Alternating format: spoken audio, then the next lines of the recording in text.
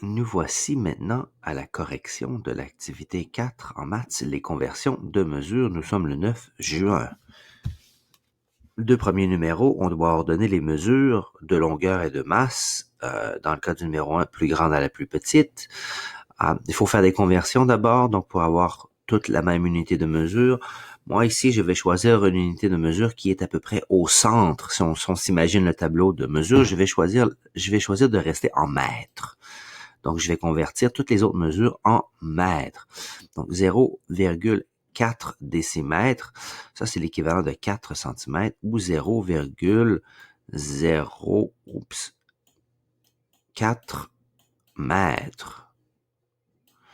Ensuite, 340 cm, c'est 3,4 mètres.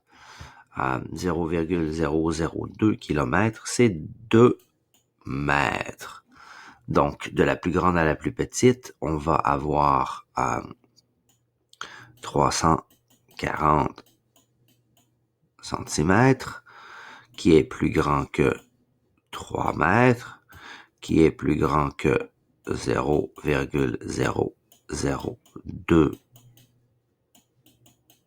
km, et finalement qui est plus grand que 0,4 décimètres. Pour le numéro 2, on doit ordonner les masses ci-dessous de la plus petite à la plus grande cette fois-ci. Comme il a été mentionné dans l'explication, je vais garder les kilogrammes puisqu'il y en a déjà deux, donc deux conversions de moins à faire. Donc 5675 milligrammes. Donc ça nous donne 5,675 kilogrammes. 3000, non. Petite erreur, grande erreur en fait. Donc, les milligrammes sont 1 million de fois plus petits que les kilogrammes. Donc, je vais devoir déplacer ma virgule de 6 positions. Donc, 1, 2, 3, 4, 5, 6. Donc, c'est 0,00567. 5. Donc, on peut voir que c'est très, très petit. Même si le nombre est gros, la mesure, elle est en fait très petite. 3500 grammes, pour ce cas-ci, c'est 3,5 kilogrammes. Donc, on a deux ici unités qui ont exactement la même masse. Donc, peu importe l'ordre dans lequel on les place. Donc, plus petit au plus grand ici.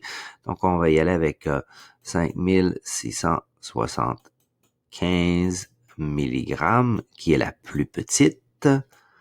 Ensuite, on a 3,05 kilogrammes, suivi de 3500 grammes et 3,5 kilogrammes. Donc, les deux dernières ici ont la même mesure. Donc, j'utilise peut-être plutôt ici le symbole d'égalité. Pour le numéro 3, on demandait de trouver les mesures qui étaient supérieures à 2,03 litres. Pour le savoir, je devrais transformer toutes les unités de mesure en litres. Donc ici, pour les millilitres, donc ça devient 2,03. Donc c'est égal à ça ici. Donc, pour les litres. Celui-là ici en kilolitres, 1, 2, 3, ça devient 23 litres. 2300 millilitres devient 2,3 litres. Et 0,002 kilolitres devient 2 litres. Donc, les mesures qui sont supérieures à 2,03, il y en avait deux. Voilà. On ne peut pas compter le premier parce que c'est égal à 2,03. Maintenant, pour le périmètre de la figure ci-contre, comme mentionné précédemment, il faut que les unités de mesure soient les mêmes. Donc ici, je vais utiliser une unité de mesure qui est au milieu. Donc, on a millimètres qui sont les plus petits, ensuite centimètres, ensuite décimètres. Donc, je vais tout mettre en centimètres. 40 millimètres, c'est 4 centimètres. 0,6 décimètres, c'est 6 excusez-moi, centimètres.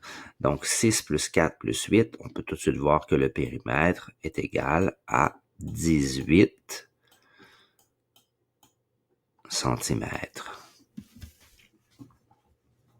Pour le numéro 5, si on convertit 25 litres en kilolitres, bien le nombre va être beaucoup plus petit. Okay, je l'explique à l'oral maintenant. Pourquoi? Ben, puisque les kilolitres sont 1000 fois plus gros que les litres, le nombre, lui, devra devenir 1000 fois plus petit pour que ça reste la même mesure. Okay? Parfois, c'est plus facile à comprendre avec les mètres et les kilomètres. Donc, si j'ai 1 kilomètre, si je le transforme en mètres, le nombre va être beaucoup plus grand parce que la mesure des mètres est plus petite. Donc, si on veut garder la même mesure, si on réduit l'unité de mesure, on doit augmenter le nombre pour que ça reste la même chose. Pour le 6 maintenant, donc le tableau de mesure, donc ici, je le remplirai pas au complet, je crois qu'il est assez simple. Hein? C'est une relation où la règle ici serait fois 1000. Donc, pour obtenir une tonne, on a besoin de 1000 kilogrammes. Donc, si on sait, on connaît cette règle de conversion, ben 3500 kg, 4500 kg, on cherche une mesure qui est entre ces deux-là. Ben, en fait, on demande de convertir ces deux mesures en tonnes. Donc, on va en 3,5 tonnes.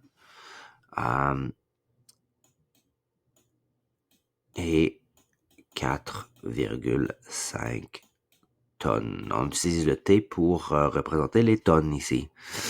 On peut l'écrire au complet, c'est correct aussi. Donc, ici, on demande encore une fois de convertir deux mesures en tonnes. Donc, celui-là devient 1,505 tonnes. Et celui-ci va devenir 0,159 tonnes. Et voilà. J'ai presque oublié. Nous allons construire à la maison ici une maison dans un arbre ou une cabane dans un arbre.